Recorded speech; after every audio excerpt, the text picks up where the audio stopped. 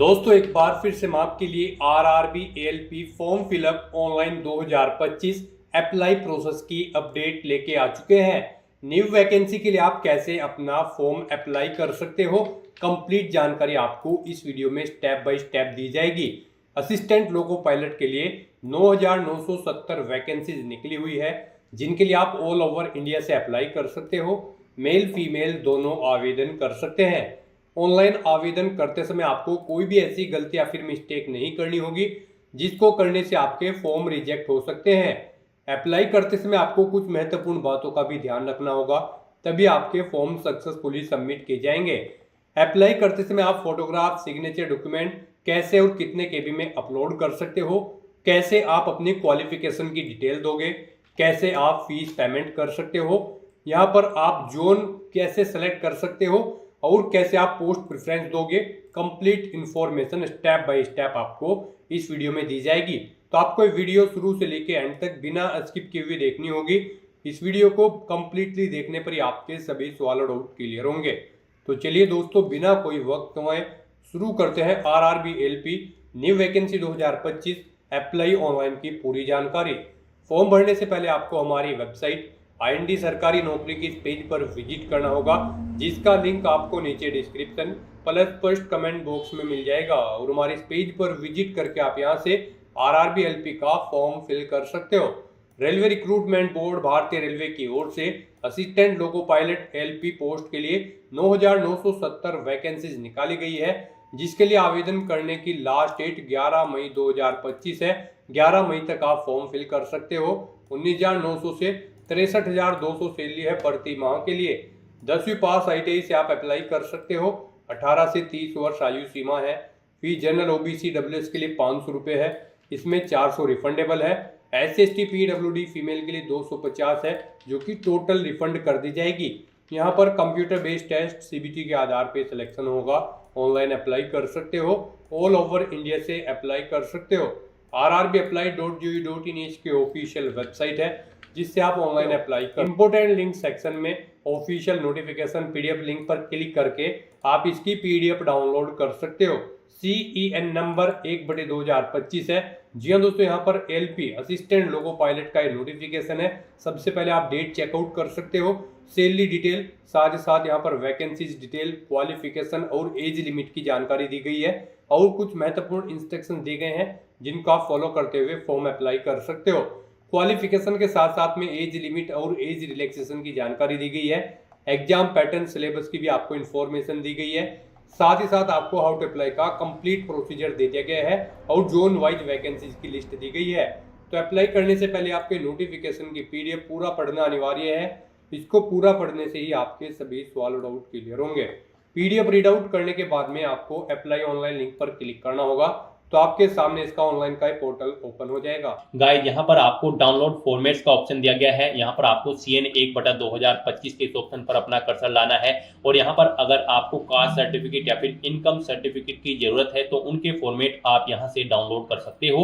Apply करने के लिए आपको यहाँ पर अप्लाई की ये टैब दी गई है। इसके ऊपर जैसे ही आप अपना कर्सर लाएंगे, यहाँ पर आपको दो ऑप्शन होंगे, क्रिएट एन अकाउंट और ऑलरेडी हैव एन अकाउंट। अगर आपने यहाँ पर अपना अकाउंट पहले से क्रिएट कर रखा है तो आपको ऑलरेडी हैव एन अकाउंट के इस ऑप्शन पर क्लिक करना है। उसके बाद आपके सामने कुछ इस तरह से इंटरफेस होगा। यहाँ पर आपके पास दो ऑप्शन है लॉगिन करने के, लॉगिन विद आधार और लॉगिन विद आरआरबी अकाउंट। आप इनमें से किसी भी ऑप्शन का यूज करते हुए अपने अकाउंट में लॉगिन कर लें और वहां से आप अपना फॉर्म अप्लाई कर लें। और अगर आप इस भर्ती के लिए या फिर आरआरबी की किसी भी भर्ती के लिए 2024 से आप फर्स्ट टाइम अप्लाई करने जा रहे हो तो सबसे पहले यहाँ पर आपको अपना अकाउंट क्रिएट करना होगा। उसके लिए आपको क्रिएट एन अकाउंट के इस ऑप्शन पर क्लिक करना है। उसके बाद आपके सामने यहाँ पर कुछ इस तरह से इंटरफेस होगा। यहाँ पर आपके सामने ये पॉपअप होगा। इसमें आपसे कहा गया है अगर आपने 2024 या उसके बाद अपना रजिस्ट्रेशन यहाँ पर कर रखा है आरआरबी के इस पोर्टल पर, तो आपको दोबारा से रजिस्ट्रेशन की जरूरत नहीं है। आप अपना यूजर आईडी और पासवर्ड यूज करते हुए लॉगिन करें और अपना फॉर्म अप्लाई कर लें। और अगर आपने 2024 या 25 में रजिस्ट्रेशन नहीं किया है आरआरबी के इस पोर्टल पर, तो यहाँ पर आपको सबसे पहले अपना रजिस्ट्रेशन करना होगा और उसके बाद आपको अपना फॉर्म अप्लाई करना है। तो यहाँ पर आकर आपको ओके के इस ऑप्शन पर क्लिक करना है। फिर यहाँ पर आकर आपको अपनी नेशनलिटी सिलेक्ट कर लेनी है। उसके बाद यहाँ पर आपको अपना कंप्लीट नाम यहाँ पर एंटर करना है। 10वीं की मार्कशीट के अकॉर्डिंग आपका नाम होना चाहिए। फिर उसी नाम को आपको यहाँ पर रिटाइप कर देना है। उसके बाद आपसे पूछा गया है कि क्या आपने कभी अपना नाम चेंज किया है, अगर किया है तो यस ऑप्शन सेलेक्ट करें और फिर आप I understand and I agree के इस ऑप्शन पर क्लिक करें और फिर जो नाम आपने चेंज किया है वो चेंज नेम यहाँ पर आप एंटर करें, उसे रिटाइप करें। और अगर आपने कभी अपना नाम चेंज नहीं किया है तो यहाँ पर आपको नो ऑप्शन सेलेक्ट कर लेना है। उसके बाद यहाँ पर आपको अपनी डेट ऑफ बर्थ सेलेक्ट करनी है। ये डेट ऑफ बर्थ आपको 10वीं की मार्कशीट के अकॉर्डिंग सेलेक्ट करनी है। फिर उसे यहाँ पर आपको टाइप करना है DDMMYY फॉर्मेट में, यानी कि आपको अपनी डेट ऑफ बर्थ यहाँ पर रिटाइप कर देनी है। उसके बाद यहाँ पर आपको अपना जेंडर सेलेक्ट करना है। फिर यहाँ पर आपको अपना जेंडर भी दोबारा से एक बार फिर सिलेक्ट करना होगा। उसके बाद यहाँ पर आपको अपने फादर का नाम एंटर करना है, उसे रिटाइप करना है। मदर का नाम एंटर करना है, उसे भी रिटाइप कर देना है। उसके बाद यहाँ पर आपको अपनी कॉन्टैक्ट डिटेल देनी है। यहाँ पर आकर आपको अपना ईमेल एड्रेस एंटर करना है। उसके बाद जनरेट ईमेल OTP ऑप्शन पर क्लिक करना है। अपना मोबाइल नंबर आपको एंटर करना है, जनरेट मोबाइल OTP ऑप्शन पर क्लिक करना है। उसके बाद आपके ईमेल ID और मोबाइल नंबर पर 2 OTP आएंगे, वो OTP आपको यहाँ पर एंटर करने हैं और अपना मोबाइल नंबर और ईमेल ID को वेरीफाई कर लेना है। उसके बाद यहाँ पर आपको अपना आधार वेरिफिकेशन करना है। यहाँ पर आकर आप अपना आधार कार्ड नंबर एंटर करें। फिर यहाँ पर आप जनरेट आधार OTP के इस ऑप्शन पर क्लिक करें। आपके मोबाइल नंबर पर एक OTP आएगा जिससे आपका आधार लिंक है, वो OTP आप यहाँ पर एंटर करें और अपना आधार यहाँ पर वेरीफाई कर लें। यहाँ पर आधार वेरिफिकेशन के आपके पास 2 ऑप्शन हैं। आप OTP के थ्रू अपना वेरिफिकेशन कर सकते हैं या फिर आप फिंगरप्रिंट वेरिफिकेशन ऑप्शन पर क्लिक करके यहाँ पर अपना आधार वेरीफाई कर सकते हैं। यहाँ पर आप इन दोनों ऑप्शन में से कोई भी ऑप्शन यूज करके वेरीफाई के बटन पर क्लिक करके अपना आधार वेरीफाई कर लें। और अगर आपके पास आधार कार्ड नहीं है तो आप I do not have Aadhaar card के ऑप्शन पर क्लिक करेंगे। दोबारा से I do not have Aadhaar card के ऑप्शन पर क्लिक करें। यहाँ पर आप अपना कोई वैलिड प्रूफ ID सिलेक्ट करें, उसका नंबर यहाँ पर दें, किसने आपको वो इशू किया है उस अथॉरिटी का नाम यहाँ पर आप एंटर करें, प्लेस ऑफ इशू यहाँ पर दे, डेट ऑफ इशू यहाँ पर आप सिलेक्ट करें। यहाँ पर हम आपको सजेस्ट करेंगे आधार अगर आपके पास नहीं है या फिर वो अपडेटेड नहीं है तो उसमें आप अपडेट करा लें। यहाँ पर आधार वेरिफिकेशन आपके लिए बेस्ट ऑप्शन रहेगा क्योंकि आगे भी आपको आधार की जरूरत पड़ेगी इस भर्ती की आगे की टास्क के लिए। तो यहाँ पर आप बेस्ट रहेगा कि आप अपना आधार वेरीफाई कर लें। उसके बाद यहाँ पर आपको चेकबॉक्स को ओके करना है। फिर यहाँ पर आपको अपना पासवर्ड क्रिएट करना है। पासवर्ड यहाँ पर आप कोशिश करें कि आपका पासवर्ड अल्फा न्यूमेरिक फॉर्मेट में हो, मींस आपके पासवर्ड में कम से कम एक अपर केस कैरेक्टर, एक लोअर केस कैरेक्टर, एक इंटीजर नंबर और एक स्पेशल कैरेक्टर जैसे कि @ या फिर डॉलर होना चाहिए। तो इस फॉर्मेट में यहाँ पर आपको अपना पासवर्ड रेडी कर लेना है। वही पासवर्ड आपको कंफर्म पासवर्ड फील्ड में एंटर करना है। इस कैप्चा कोड के इस चेकबॉक्स को ओके करना है और फिर गाइस यहाँ पर आपको preview and create an account के इस ऑप्शन पर क्लिक कर देना है। यहाँ पर इस ऑप्शन पर क्लिक करते ही आपकी जो डिटेल्स आपने फिल की होगी यहाँ पर रजिस्ट्रेशन की, उनका पूरा प्रीव्यू आपको शो होगा। उन्हें आपको केयरफुली चेकआउट करना है। अगर कोई मिस्टेक होगी तो आप एडिट कर लेंगे, नहीं तो आपको अपना रजिस्ट्रेशन कंप्लीट कर लेना है। आपका रजिस्ट्रेशन सक्सेसफुली कंप्लीट होने के बाद आपको RRB के ऑफिशियल पोर्टल पर रिडायरेक्ट कर दिया जाएगा। यहाँ पर आकर आपको दोबारा से अप्लाई के ऑप्शन पर क्लिक करना है। फिर यहाँ पर आपको ऑलरेडी हैव एन अकाउंट के ऑप्शन पर क्लिक करना है या फिर आपके सामने डायरेक्टली यही इंटरफेस शो होगा। फिर यहाँ पर आने के बाद आपको लॉगिन विद आधार या फिर लॉगिन विद RRB अकाउंट, इन दोनों ऑप्शन में से कोई भी ऑप्शन का यूज करते हुए आपको अपने डैशबोर्ड में लॉगिन करना है। गाइस यहाँ पर अगर आप login with Aadhaar option select करते हैं तो फिर यहाँ पर आपको अपना आधार नंबर एंटर करना है। उसके बाद आपको जनरेट आधार OTP के ऑप्शन पर क्लिक करना है। एक OTP आपके मोबाइल नंबर पर आएगा जिससे आपका आधार लिंक है, वो OTP आपको यहाँ पर एंटर करना है। I am not a robot इस चेकबॉक्स को ओके करना है और फिर आपको यहाँ पर लॉगिन के इस ऑप्शन पर क्लिक करके अपने डैशबोर्ड में लॉगिन कर लेना है और फिर वहां से आपको अपना फॉर्म अप्लाई करना है। और अगर आप login with RRB account option select करते हैं तो आपके सामने फिर यहाँ पर कुछ इस तरह से इंटरफेस शो होगा। यहाँ पर आने के बाद अब आपको अपना मोबाइल नंबर या फिर ईमेल एड्रेस एंटर करना है, अपना पासवर्ड आपको एंटर करना है। I am not a robot आपको इस चेकबॉक्स को ओके करना है और फिर यहाँ पर आपको कैप्चा कोड के अकॉर्डिंग आपको इमेज सेलेक्ट कर लेनी है और फिर गाइस यहाँ पर आपको लॉगिन के इस ऑप्शन पर क्लिक करके अपने डैशबोर्ड में लॉगिन कर लेना है। जैसे ही आप लॉगिन के ऑप्शन पर क्लिक करेंगे आपके सामने कुछ इस तरह से इंटरफेस होगा। यहाँ पर अब आपको 2 फैक्टर ऑथेंटिकेशन मोड कंप्लीट करना है। यहाँ पर आप सेंड OTP टू ईमेल, आप इस ऑप्शन पर क्लिक करें। आपकी ईमेल ID पर एक OTP जाएगा, वो OTP आप यहाँ पर एंटर करें या फिर आप सेंड OTP टू फोन के ऑप्शन पर क्लिक करें।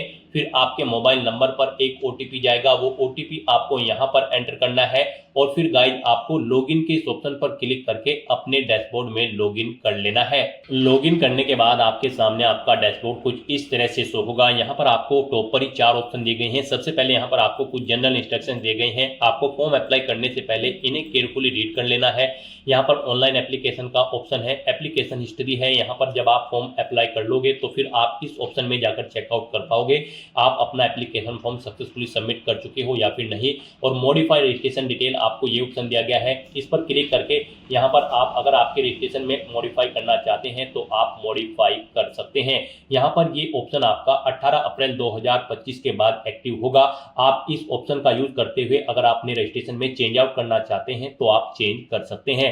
तो यहाँ पर बस अब अगर आपका रजिस्ट्रेशन ओके है तो आपको अपना ऑनलाइन फॉर्म फिल करना है। उसके लिए आपको ऑनलाइन एप्लीकेशन के इस ऑप्शन पर क्लिक करना है या फिर जनरल इंस्ट्रक्शन के यहाँ पर आपको ऑनलाइन एप्लीकेशन के इस ऑप्शन पर क्लिक करना है।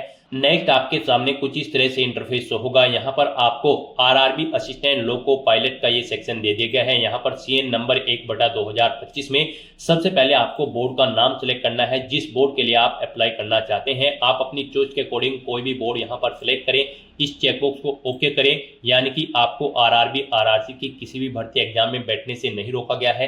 तो आपको इस चेकबॉक्स को ओके कर देना है और उसके बाद गाइस यहाँ पर आपको नेक्स्ट के इस ऑप्शन पर क्लिक करना है। नेक्स्ट आपके सामने कुछ इस तरह से इंटरफेस होगा। यहाँ पर आपकी कुछ डिटेल ऑटोमेटिकली फेच कर ली गई है आपके रजिस्ट्रेशन से।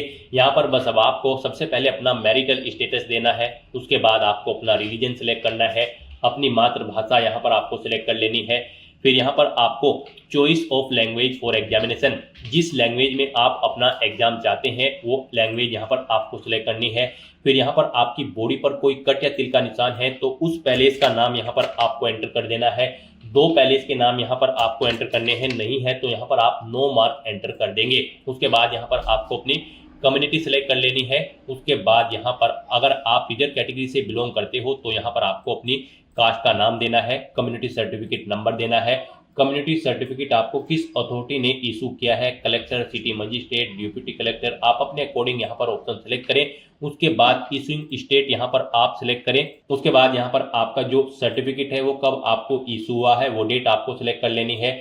फिर यहाँ पर आपसे पूछा गया कि क्या आप फ्री ट्रेवल पास चाहते हैं रेलवे का, अगर चाहते हैं तो यस करें। और फिर यहाँ पर आप अपने नियरेस्ट रेलवे स्टेशन का नाम एंटर करें और फिर यहाँ पर आप अपना वैलिड कास्ट सर्टिफिकेट अपलोड कर दें।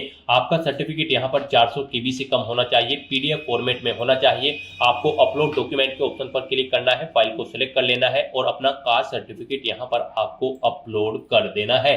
और अगर आप यहाँ पर अनरिजर्व कैटेगरी से आते हैं तो फिर आगे के ऑप्शन आपको डिसेबल्ड कर दिए जाएंगे। उसके बाद यहाँ पर आपको अपना प्रेजेंट एड्रेस एंटर करना है, फिर आपको अपना परमानेंट एड्रेस एंटर करना है। और अगर आपका परमानेंट एड्रेस आपके प्रेजेंट एड्रेस के अकॉर्डिंग सेम है तो आप इस चेकबॉक्स को ओके कर दें।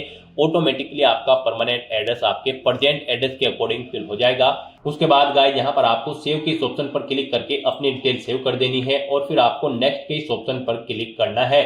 नेक्स्ट गाइस यहाँ पर आपको अपनी कैटेगरी की डिटेल देनी है। यहाँ पर आपसे पूछा गया है कि क्या आप EX सर्विसमैन हैं, अगर हैं तो आप यस ऑप्शन सिलेक्ट करें। फिर यहाँ पर आप अपनी डिफेंस सर्विस सिलेक्ट करें, किसमें आप EX सर्विसमैन थे, आर्मी, नेवी, एयरफोर्स, अपने अकॉर्डिंग ऑप्शन सिलेक्ट करें। अपनी रैंक यहाँ पर एंटर करें, डेट ऑफ अटेस्टेशन यहाँ पर आप सिलेक्ट करें। और फिर आपसे पूछा गया कि क्या आप फिलहाल भी डिफेंस सर्विस में कार्यरत हैं, अगर हैं तो यस करें और फिर यहाँ पर नहीं है तो आप नो ऑप्शन सिलेक्ट कर लें। अगर आप यहाँ पर जॉब छोड़ चुके हो, डेट ऑफ डिस्चार्ज यहाँ पर आप सिलेक्ट करें, रीजन ऑफ डिस्चार्ज यहाँ पर दे, डिस्चार्ज सर्टिफिकेट नंबर दे। क्या आपने दोबारा से री एम्प्लॉयमेंट किया है एज ए EX सर्विसमैन, अगर किया है तो यस करें, नहीं तो नो ऑप्शन सिलेक्ट करें। और गाइज अगर आप EX सर्विसमैन नहीं हो तो यहाँ पर आपको नो ऑप्शन सिलेक्ट करना है, आगे की डिटेल आपको डिसेबल्ड कर दी जाएगी। फिर यहाँ पर आपसे पूछा गया कि क्या आप EBC सर्टिफिकेट होल्डर कैंडिडेट हैं, अगर हैं तो आप यस करें और फिर I understand and I agree के इस ऑप्शन पर क्लिक करें। फिर यहाँ पर आपसे पूछा गया है कि do you wish to avoid fee concession, अगर आप फीस में कंसेशन चाहते हैं तो यस ऑप्शन सिलेक्ट करें। फिर अपना सर्टिफिकेट नंबर दें, इश्यूइंग अथॉरिटी यहाँ पर आप सिलेक्ट करें, कब आपको ये सर्टिफिकेट इशू हुआ है वो डेट आप सिलेक्ट कर लें। और अगर आप ईबीसी सर्टिफिकेट होल्डर कैंडिडेट नहीं है तो यहाँ पर आपको नो ऑप्शन सिलेक्ट करना है। उसके बाद यहाँ पर आपसे पूछा गया कि क्या आप रेलवे में सर्विस करते हैं। यहाँ पर अगर आप रेलवे एम्प्लॉय हैं तो आप यस करेंगे। फिर यहाँ पर आपसे पूछा गया कि क्या आपने यहाँ पर एनओसी के लिए अप्लाई किया हुआ है, तो यहाँ पर आप किया हुआ है तो यस करें, नहीं तो आप यहाँ पर नो ऑप्शन सिलेक्ट करेंगे। और उसके बाद यहाँ पर आपको अपनी कैटेगरी देनी है, उसके बाद प्लेस ऑफ वर्किंग देना है, अपना जोन यहाँ पर आपको सिलेक्ट करना है। और अगर आप रेलवे के एम्प्लॉय नहीं है तो यहाँ पर आपको नो ऑप्शन सिलेक्ट करना है। उसके बाद यहाँ पर आपको पूछा गया कि क्या आप करंट में कहीं पर एम्प्लॉय हैं, अगर है तो यहाँ पर आप ऑप्शन सेलेक्ट करें, आप सेंट्रल गवर्नमेंट में एम्प्लॉय हैं, स्टेट में या फिर किसी पब्लिक सेक्टर में, तो यहाँ पर आप अपने अकॉर्डिंग ऑप्शन सेलेक्ट करें और फिर यहाँ पर आप उसकी डिटेल दें। जैसे कि अगर आप स्टेट गवर्नमेंट में एम्प्लॉय हैं तो नेम ऑफ ऑर्गेनाइजेशन, किस डेट से आपने जॉब स्टार्ट की है और क्या फिलहाल भी आप वर्क कर रहे हैं, यहाँ पर आपको ये डिटेल्स प्रोवाइड करानी है। और अगर आप यहाँ पर करंट एम्प्लॉयमेंट नहीं है, यानी कि आप करंट में जॉब नहीं करते हैं, तो फिर यहाँ पर आपको नॉट एप्लीकेबल का ये ऑप्शन सेलेक्ट करना है। उसके बाद आपको इस पेज को नीचे स्क्रॉल डाउन करना है। नेक्स्ट यहाँ पर आपसे पूछा गया कि क्या आपने अपना एसीटी अप्रेंटिस का कोर्स कंप्लीट किया हुआ है। अगर किया हुआ है तो यहाँ पर आप यस ऑप्शन सेलेक्ट करें, फिर आप अपनी ट्रेड का नाम सेलेक्ट करें, किस ट्रेड में आपने कोर्स कंप्लीट किया है, कब से आपने ट्रेनिंग स्टार्ट की थी वो डेट सेलेक्ट करें, कब कंप्लीट हुई है वो डेट आप सेलेक्ट करें। फिर यहाँ पर आपका रिजल्ट डिक्लेयर हो चुका है या फिर नहीं, आपको यस या नो ऑप्शन सेलेक्ट करना है। और अगर गाइस यहाँ पर आप अपना एसीटी अप्रेंटिस का कोर्स कंप्लीट नहीं किए हो तो यहाँ पर आपको नो ऑप्शन सेलेक्ट करना है, फिर आपको ये डिटेल देनी नहीं होगी। उसके बाद यहाँ पर आपको अपनी बैंक की डिटेल देनी है। यहाँ पर आप अकाउंट होल्डर का नाम एंटर करें, फिर यहाँ पर आकर आपको अपने बैंक अकाउंट का नंबर एंटर करना है, उसे यहाँ पर आपको दोबारा से एंटर करके कंफर्म कर लेना है। फिर आपको अपने बैंक का आईएफएससी कोड देना है, कंफर्म के ऑप्शन पर क्लिक करना है, आपके बैंक का नाम और आपको आपके बैंक का एड्रेस यहाँ पर आपके आईएफएससी कोड के अकॉर्डिंग शो हो जाएगा। इस तरह से अपनी डिटेल यहाँ पर फिल करने के बाद फिर गाइज आपको सेव के इस ऑप्शन पर क्लिक करके अपनी डिटेल सेव कर देनी है और फिर आपको नेक्स्ट के इस ऑप्शन पर क्लिक कर देना है। नेक्स्ट यहाँ पर आपको अपनी एजुकेशनल क्वालिफिकेशन की डिटेल देनी है। यहाँ पर आरआरबी असिस्टेंट लोको पायलट की इस भर्ती में पार्टिसिपेट करने के लिए आपका 10वीं क्लास पास आउट होना जरूरी है, प्लस आपके पास आईटीआई का सर्टिफिकेट भी होना जरूरी है किसी रिलेवेंट ट्रेड के अंतर्गत। तो यहाँ पर अब आपको सबसे पहले आकर आपको अपनी एडिट के इस ऑप्शन पर क्लिक करना है। उसके बाद यहाँ पर आपको अपनी 10वीं क्लास की डिटेल प्रोवाइड करनी है।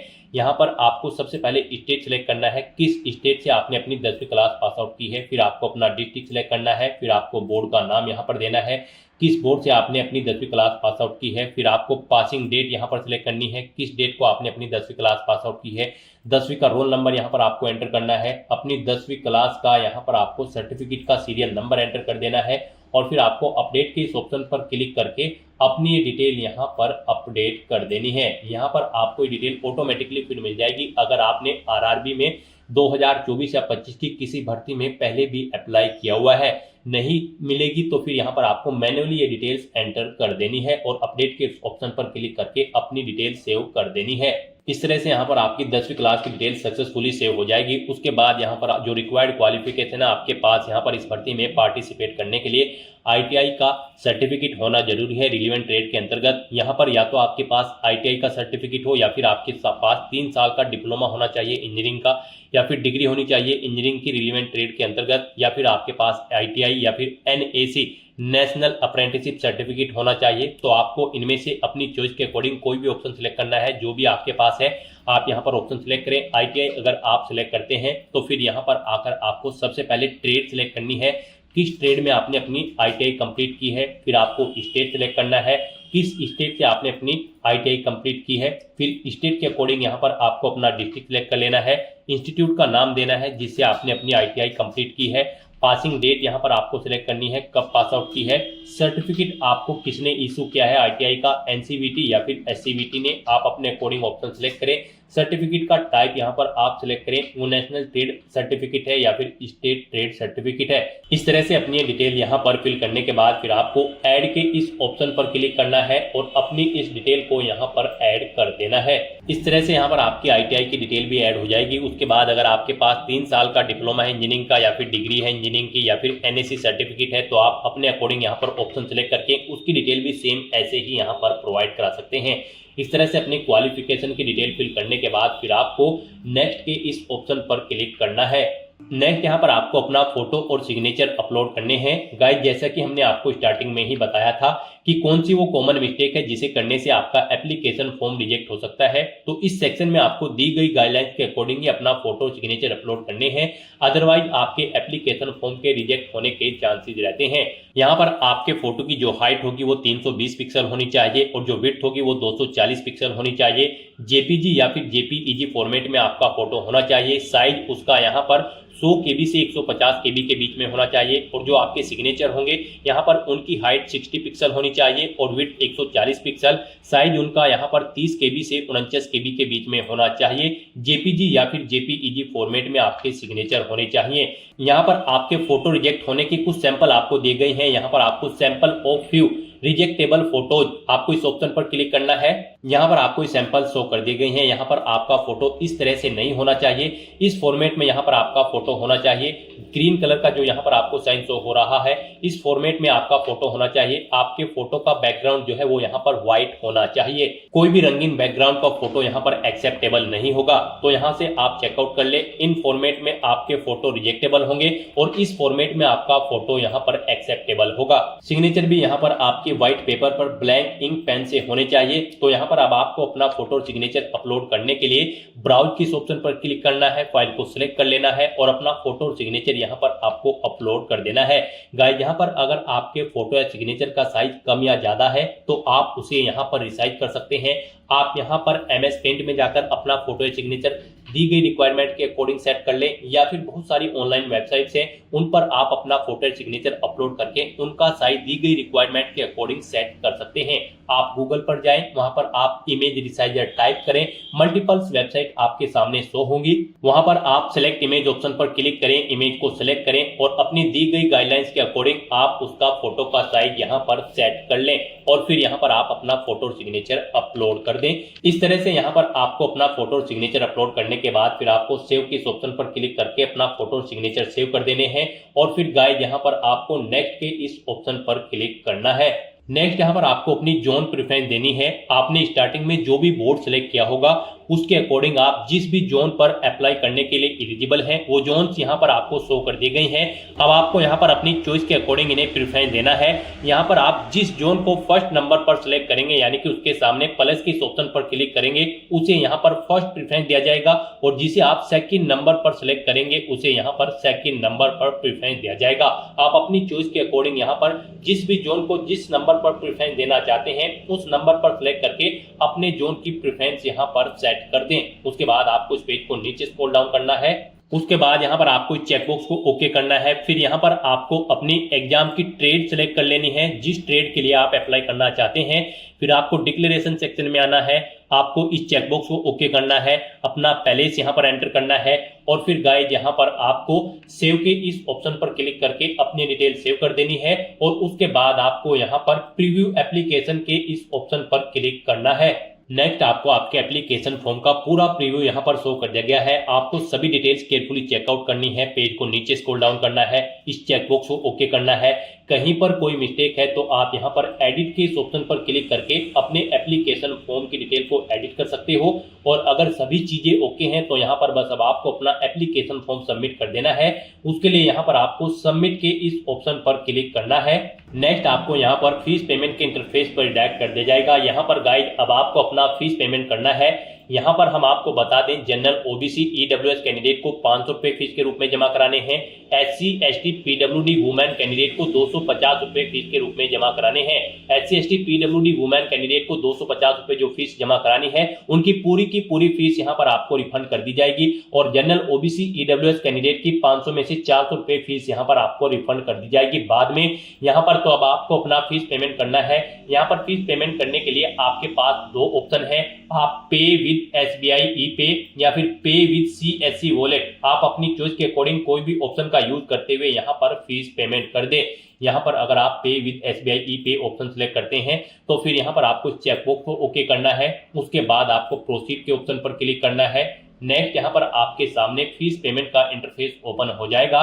गाइस यहाँ पर आने के बाद आप debit card, credit card, SBI corporate credit card या फिर इंटरनेट बैंकिंग या फिर यूपीआई के माध्यम से अपना फीस पेमेंट कर सकते हो। यूपीआई यहाँ पर आपके लिए बेस्ट ऑप्शन रहेगा।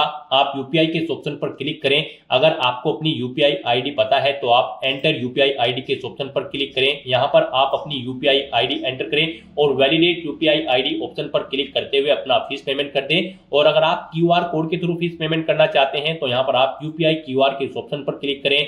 फिर आप पे नाउ के इस ऑप्शन पर क्लिक करें। पे नाउ ऑप्शन पर क्लिक करते ही आपके सामने एक क्यूआर कोड शो होगा। आप उसे अपने किसी भी यूपीआई से स्कैन करें और अपना फीस पेमेंट कर दें। सक्सेसफुली फीस पेमेंट करने के बाद आपको आपके डैशबोर्ड में डायरेक्ट कर दिया जाएगा।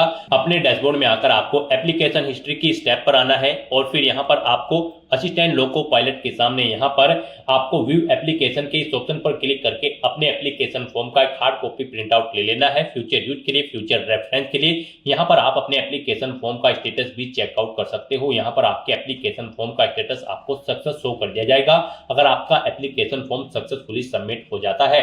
तो दोस्तों ऐसे आप RRB assistant loco pilot 9970 post के लिए अपना फॉर्म अप्लाई कर सकते हो बिना कोई मिस्टेक किए हुए, स्टेप बाय स्टेप। आज की इस वीडियो में बस इतना ही। आई होप ये वीडियो आपको पसंद आई होगी। अगर पसंद आई हो तो इसे लाइक और शेयर करें। चैनल पर नए हो तो इसे सब्सक्राइब कर लें। Thanks for watching.